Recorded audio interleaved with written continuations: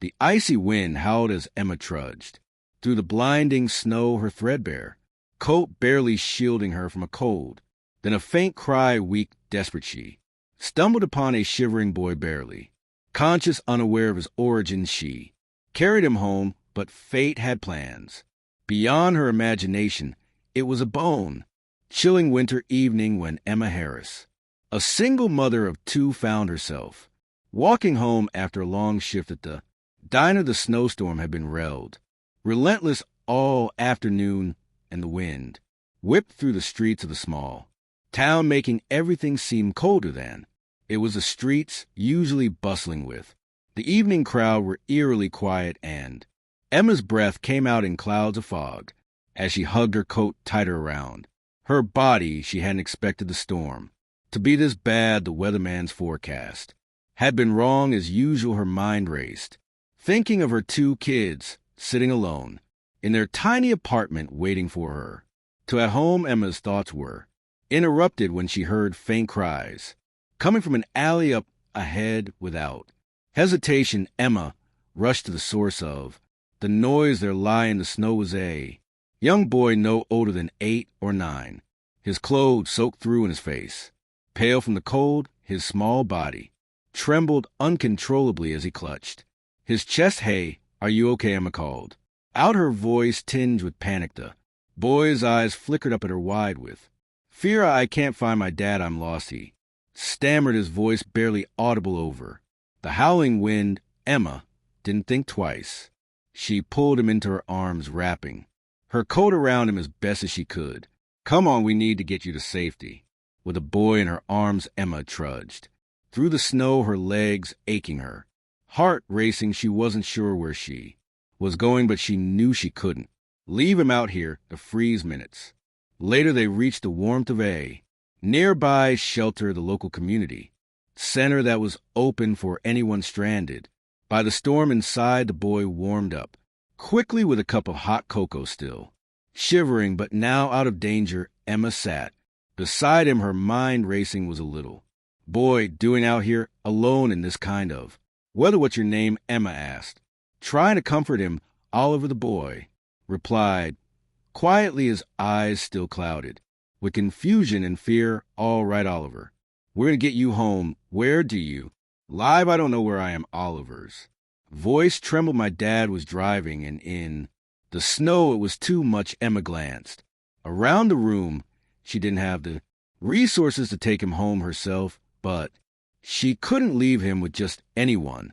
She made a mental note to call the local authorities as soon as possible, but then a well-dressed man who had been quietly observing from the corner of the room stood up. Oliver, the man's voice was shaking with relief, but also filled with concern. "Where's your father? We've been looking for you everywhere." Oliver's face lit up at the sound of the man's voice. "Daddy!" cried, running toward him. Emma watched as the man wrapped his arms around the boy, relieved but also visibly shaken. The man turned to Emma, his eyes filled with gratitude. "Thank you. You saved my son," he said, his voice sincere. "I'm Adam Kingsley." Emma's heart skipped a beat at the name Kingsley. She knew that name. The Kingsleys were one of the wealthiest families in the region, known for their fortune and influence. She had read about Adam Kingsley's business empire in the local paper more than once. "Don't mention it," Emma replied, feeling a little embarrassed. She hadn't expected to find someone like him in this kind of situation. Adam smiled softly, but Emma could see the weight of worry in his eyes. "We've been trying to locate him since he wandered off. I don't know what I would have done if you hadn't found him." Emma's hands fidgeted nervously. "It was nothing. I was just in the right place at the right time." Adam studied her for a moment before asking, "Can I at least offer you something for your troubles?" "A thank you at the very least." Emma's thoughts immediately returned to her children at home. The bills were piling up, and she barely made ends meet at the diner. Still, she was proud and didn't want to accept charity. "Really, I'm fine. Just happy he's safe." But Adam wasn't letting her off that easily. "I insist. Come by the office tomorrow. I'll have my assistant arrange something for you." Before Emma could protest, Adam reached into his pocket and pulled out a Business card if you change your mind. Call me, I'll make sure you're taken care of. The next day, after a sleepless night of contemplating what had happened, Emma found herself standing outside a sleek office building downtown. She had hesitated 100 times before dialing Adam Kingsley's number, but when the assistant insisted she'd come in, she felt a strange sense of obligation. Inside, Adam greeted her warmly, though he was clearly a man used to making big decisions after a few moments of small talk. Adam got straight to the point. "I want to make sure you're okay," he said, "and that you're not struggling anymore." Emma shifted uneasily. "I don't need charity. I just wanted to help your son. That's all." But Adam wasn't backing down. "I know, but I believe in paying it forward. And you saved my son. That's not something I can just forget." The conversation continued with Adam offering Emma a job at his company, a role that would pay far more than her current position of the diner. He also offered to help with her children's education and even mentioned a possible loan to help her with her bills. At first, Emma was skeptical, unsure if she could trust a man like Adam, especially someone who came from a world so far removed from hers. But there was something about his sincerity, his determination to help that made her second-guess her pride. As Emma started working at Adam's company, she found herself immersed in a world of luxury and privilege, yet through it all she kept a distance. She was thankful for the opportunity, but she couldn't shake the feeling that she didn't belong. What she didn't know was that Adam was also quietly impressed by her.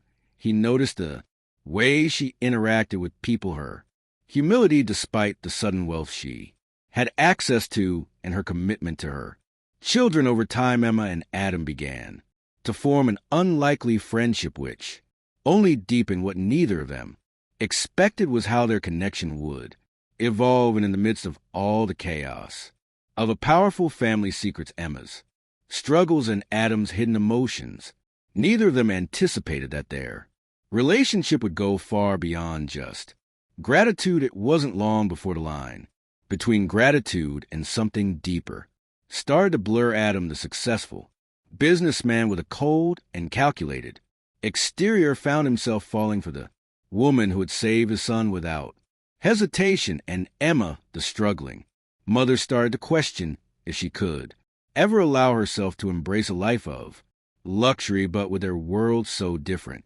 and secrets still left untold, their story had only just begun. As a millionaire father stood before Lisa, gratitude shining in his eyes, she real eyes kindness had led her to an unexpected miracle, some acts of love. Chong lives forever. What would you do in her place? If you enjoyed this heartwarming story, subscribe for more inspiring tales.